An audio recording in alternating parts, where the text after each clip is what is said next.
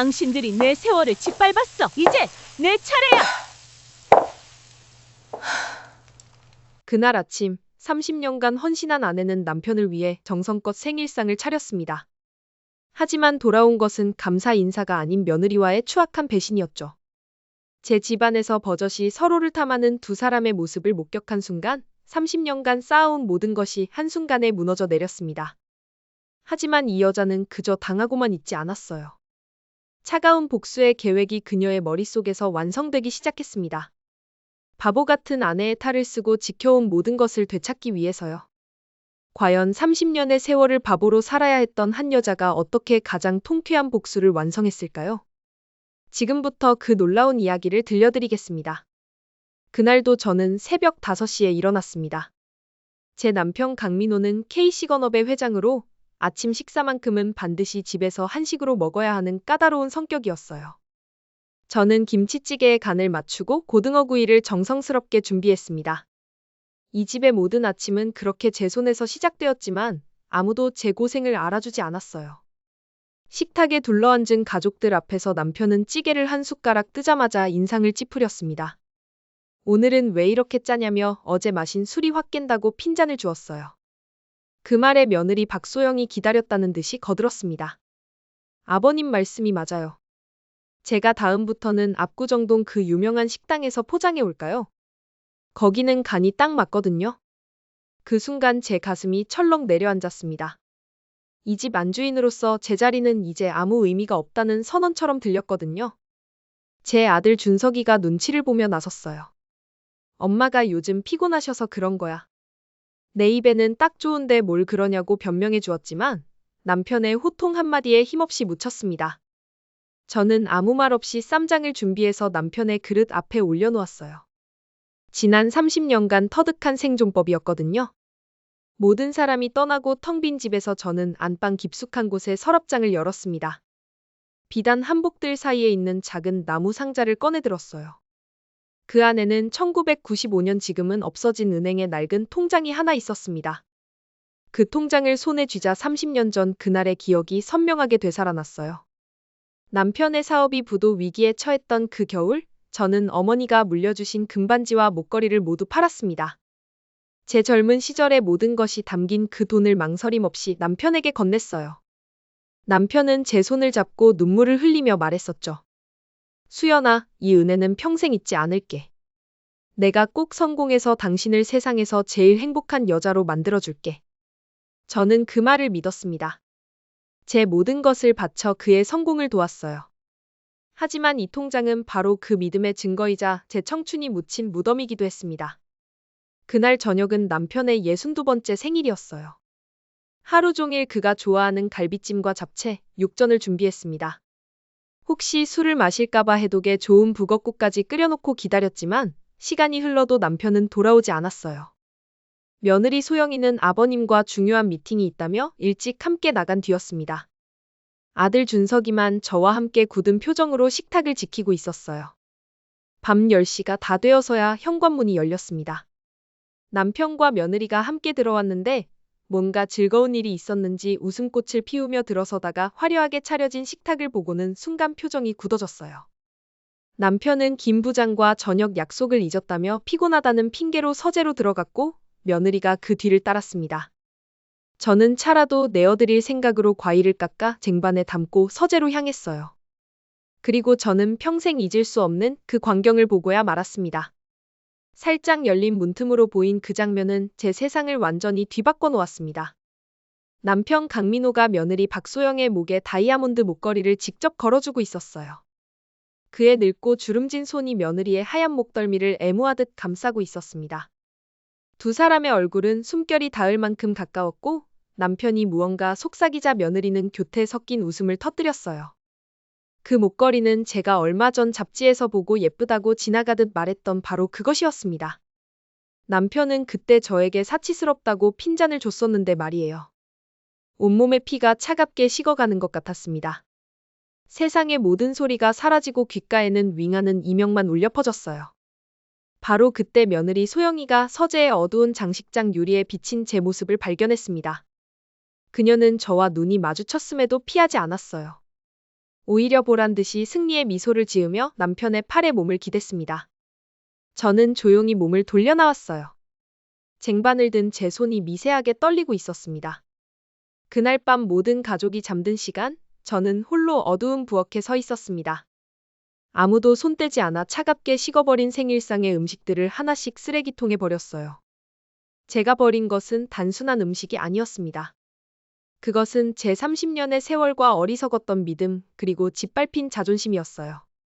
모든 것을 버린 뒤 저는 제 방으로 돌아가 수화기를 들었습니다. 아주 익숙한 번호를 눌렀어요. 제 유일한 편인 이정민 변호사였습니다. 신호음이 몇 번 울리지 않아 낮은 목소리가 들려왔어요. 저는 떨리는 목소리를 가다듬고 차갑게 속삭였습니다. 이 변호사님, 수연입니다. 이제 시작해야겠어요. 다음 날 아침 저는 평소와 똑같이 5시에 일어나 밥을 하고 국을 끓였습니다. 남편과 며느리는 어젯밤 무슨 일이 있었냐는 듯 너무나 평온한 얼굴로 식탁에 앉았어요. 저는 밥그릇을 내려놓으며 아무렇지 않게 말했습니다. 저 오늘 오후에 도자기 공방 좀 다녀올게요. 예전부터 배우고 싶었는데 시간이 이제야 났네요. 남편은 저를 한심하다는 듯 쳐다봤습니다. 나이 들어서 웬 치치한 취미냐며 그냥 집에서 화분이나 돌보라고 했어요. 며느리는 옆에서 웃으며 거들었습니다. 어머님 좋은 생각이에요. 예쁜 작품 만드시면 제가 잘 쓸게요. 저는 그저 순하게 웃어 보였습니다. 도자기 공방은 위장이자 암호였습니다.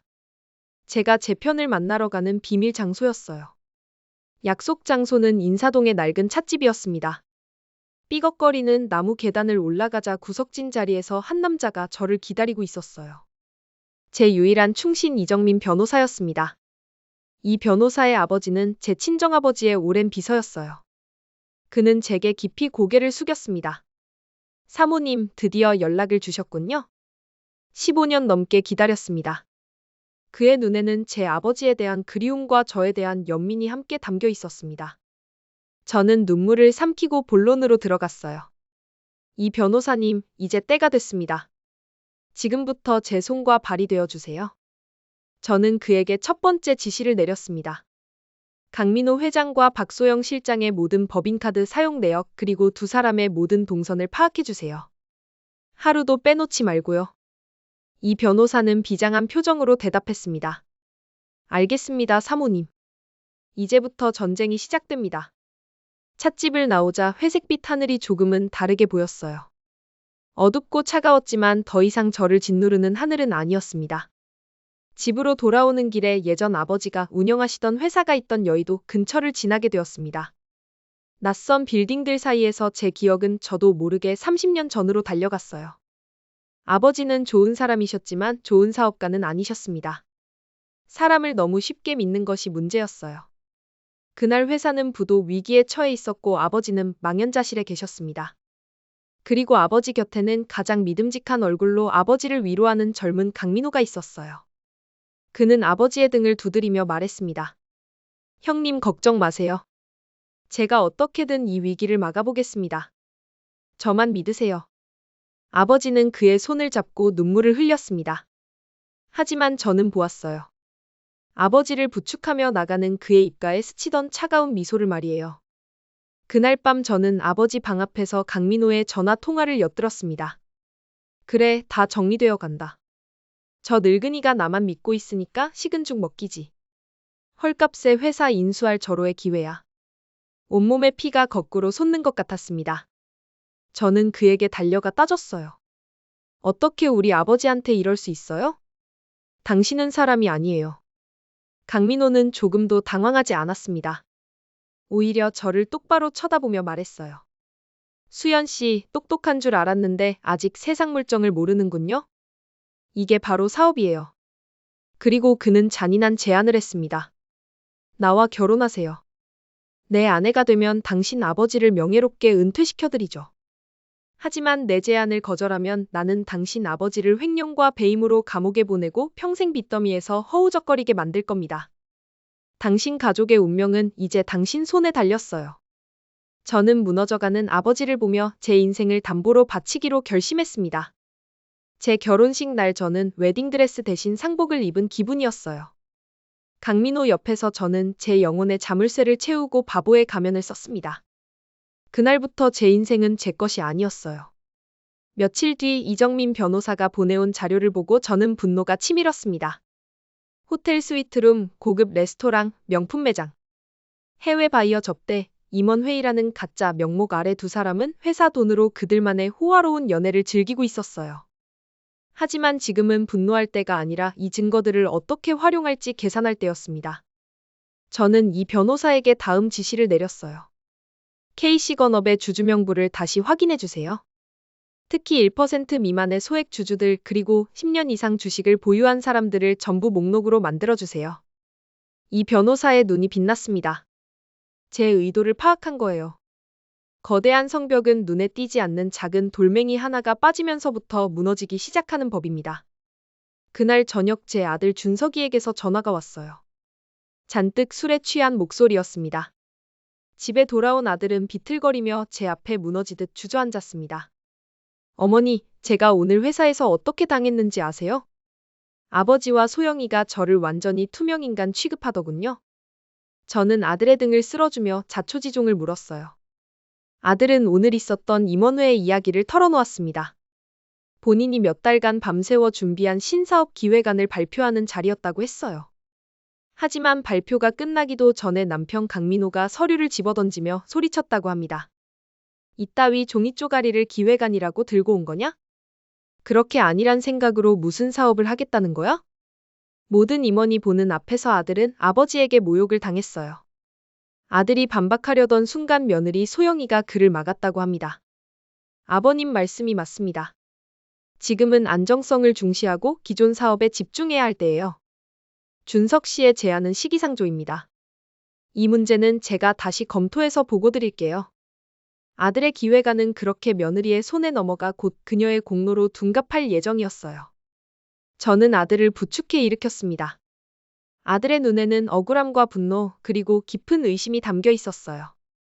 아들은 제 손을 붙잡고 절규하듯 말했습니다. 어머니, 제가 바보라서 모르는 척하는 건가요? 두 사람이 너무 잘 맞는 것 아니에요?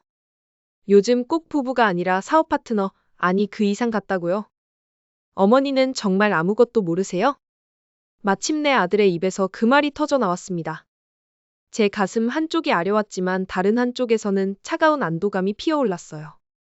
이 전쟁에서 저는 더 이상 혼자가 아니었습니다. 저는 눈물을 글썽이며 가장 연약한 목소리로 말했어요. 글쎄, 아버지가 소영이를 워낙 아끼시니까 일을 잘해서 그런 거겠지. 그래도 내가 보기에도 좀 지나치다 싶긴 해. 내 아들이 장남인데 왜 그런 억울한 일을 당해야 하니? 제 말은 아들의 의심에 불을 지피는 기름이 될 것이었어요. 저는 아들에게 진실을 직접 말해주지 않았습니다. 대신 스스로 진실을 찾아 나서도록 길을 열어주었어요. 의심을 품은 아들은 이제 이 집안에서 저의 가장 예리한 눈이 되어줄 것이었습니다. 며칠 뒤 저는 다시 움직이기 시작했어요. 이번에는 더욱 치밀한 계획이었습니다. 저는 이 변호사가 알려준 주소로 차를 몰았어요. 서울 변두리의 낡은 연립주택 김정순 할머니의 집이었습니다. 할머니는 제 아버지가 살아계실 때부터 공장에서 식당을 운영하던 분이었어요. 할머니는 저를 보자마자 벌떡 일어나 제 손을 잡고 눈물을 흘렸습니다. 아가씨, 아니 사모님 살아계셨군요. 우리 사장님 돌아가시고 얼마나 가슴을 쳤는지 몰라요. 방 안으로 들어서자 벽 한가운데 빛바랜 흑백 사진 속에 제 아버지가 웃고 계셨어요. 할머니는 제게 숭늉을 끓여주며 옛날 이야기를 했습니다. 아버지가 가난했던 자신을 어떻게 도와주셨는지, 명절마다 쌀과 부식을 보내주셨는지, 그리고 퇴직금 대신 회사 주식을 나눠주시며 이게 내 가족들에게 주는 마지막 선물이라고 말씀하셨다고 했어요. 저는 할머니가 내미는 낡은 주권증서를 보며 말했습니다. 할머니, 우리 아버지가 평생을 바친 회사가 지금 다른 사람 손에서 망가져가고 있어요. 저는 그걸 바로잡고 싶어요. 할머니가 가지고 계신 이게 단순한 종이가 아니라 우리 아버지의 정신이라는 걸 보여주고 싶어요. 할머니는 제 손을 다시 꼭 잡았습니다. 사모님, 이 늙은이가 힘이 될 수 있다면 뭐든 하겠어요. 우리 사장님을 위해서라면요? 이 주식 사모님께 맡기겠습니다. 저의 첫 번째 동지, 제 복수의 첫 번째 돌멩이는 그렇게 확보되었어요. 그 사이 집안에서는 또 다른 균열이 생기고 있었습니다. 제 아들 준석이는 아내의 손목에서 빛나는 그 시계를 볼 때마다 표정이 어두워졌어요. 그는 결국 아내에게 다시 물었습니다. 소영아, 그 시계 말이야. 정말 내가 선물한 걸로 처리된 게 맞아? 오늘 경리팀에 물어보니 해외 바이어 접대용 선물로 비용 처리됐다고 하던데. 며느리 소영이는 순간 당황한 기색을 보였지만 이내 표정을 바꾸고 눈물을 글썽였어요. 여보, 어떻게 나를 그렇게 못 믿어요? 아버님이 당신 자존심 상할까봐 일부러 그렇게 돌려서 처리하신 걸 왜 몰라줘요? 정말 너무해요. 아들은 아내의 눈물에 또다시 마음이 약해졌지만 그의 눈빛 속 의심은 사라지지 않았어요. 뱀처럼 따리를 튼 의심은 그렇게 부부 사이를 파고들고 있었습니다. 저는 제 계획대로 집안에서는 더욱더 어수룩한 바보가 되어갔어요. 실수로 남편의 비싼 양복을 세탁기에 잘못 돌려 망가뜨렸고 남편은 제게 불같이 화를 냈습니다. 며느리는 이때다 싶어 집안 살림을 관리할 새로운 가정부를 들이자고 제안했어요. 저는 아무것도 모르는 척 눈물을 흘리며 제 실수를 자책했습니다. 그렇게 저는 이 집의 안주인이라는 자리에서 스스로 내려왔어요. 그들이 저를 완벽하게 무시하고 방심하게 만들기 위해서였습니다. 한편 저는 이 변호사와 함께 아버지의 옛사람들을 계속해서 찾아 나섰어요. 아버지가 살아계실 때 공장의 경비로 일했던 아저씨, 생산 라인에서 일하다 다쳤을 때 아버지가 병원비를 모두 대주었던 아주머니. 그들은 모두 강민호의 세상이 된 후 쫓겨난 사람들이었습니다. 그들은 제 아버지를 기억했고 저희 등장에 기꺼이 자신들의 힘을 보태주었어요. 이 변호사는 그들의 위임장을 차곡차곡 모았습니다. 제 손안의 의결권은 아무도 모르게 조금씩 늘어나고 있었어요. 그러던 어느 날 저녁, 남편과 며느리는 서재에서 회사 서류를 보고 있었습니다.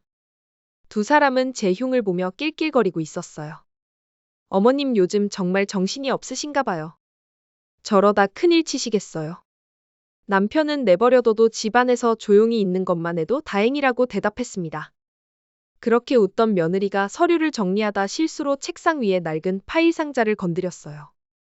와르르 쏟아진 서류들 사이로 아주 낡고 누런 서류 봉투 하나가 떨어졌습니다. 며느리는 무심코 그 서류를 집어들었어요.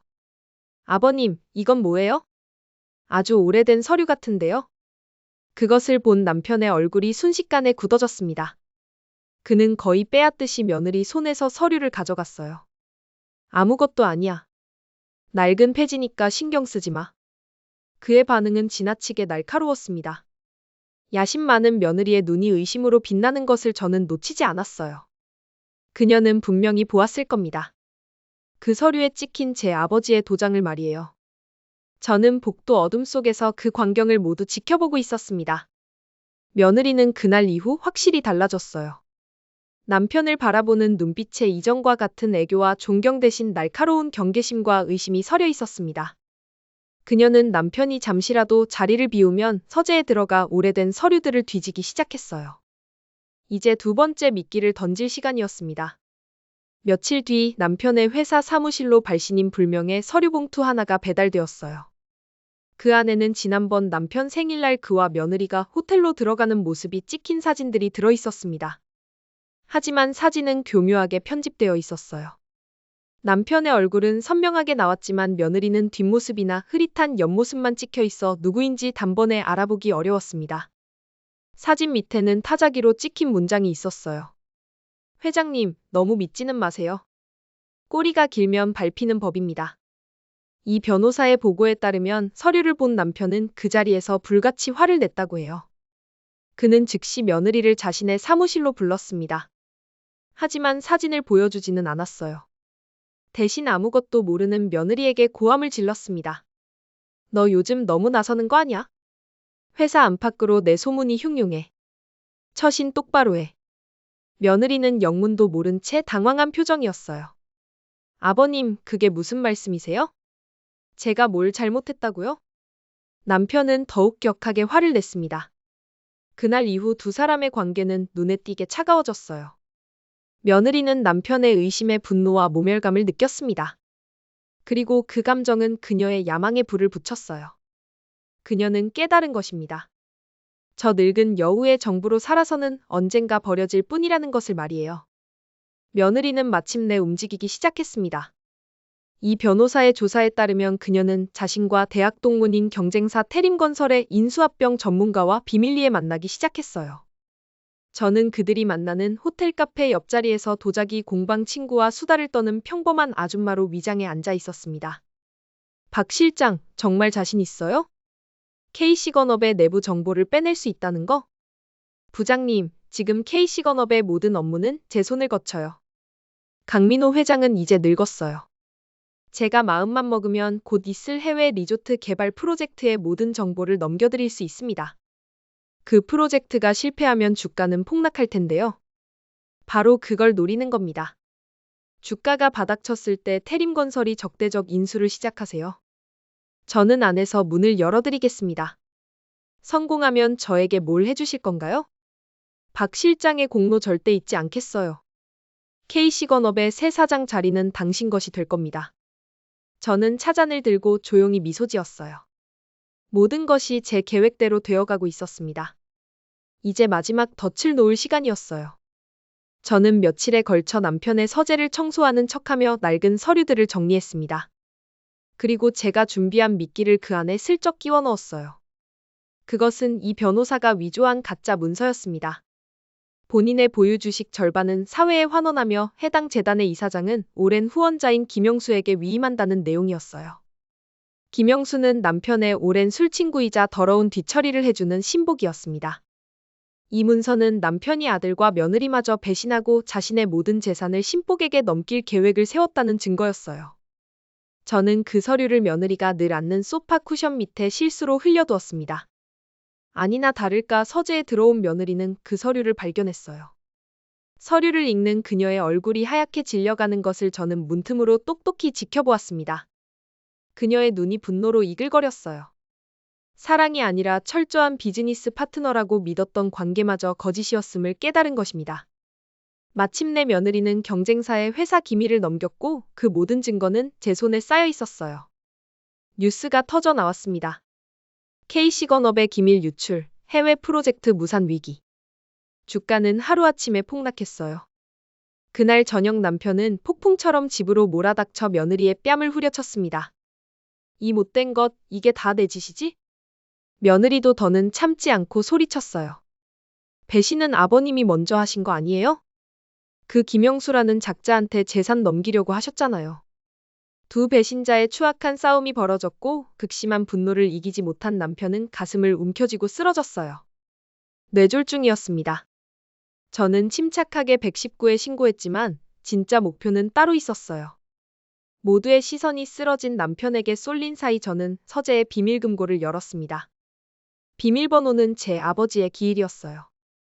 그 안에서 30년 전 인수합병 계약서를 찾아냈습니다. 계약서에는 남편의 귀책 사유로 회사에 중대한 손실이 발생할 경우 창업주의 유일한 상속인인 제가 모든 권리를 환수할 수 있다고 명시되어 있었어요. 30년간 제 삶이 이 종이 한 장에 담겨 있었습니다. 결국 임시 주주총회에서 저는 모든 진실을 폭로했습니다. 남편과 며느리의 배신, 회사 기밀 유출, 그리고 30년 전 아버지를 배신한 진실까지 모든 것을 말이에요. 며느리는 경찰에 연행되었고 저는 아버지의 회사를 되찾았습니다. 복수가 끝난 지금 제 마음에 남은 것은 통쾌함보다는 허무함이에요. 하지만 후회하지 않습니다. 잘못된 것을 바로잡는 것, 그것이 제게 남은 마지막 자존심이었으니까요. 여러분은 어떻게 생각하세요? 30년간 배신당한 아내의 복수가 정당했다고 보시나요? 아니면 너무 지나쳤다고 생각하시나요? 여러분의 의견을 댓글로 남겨주세요.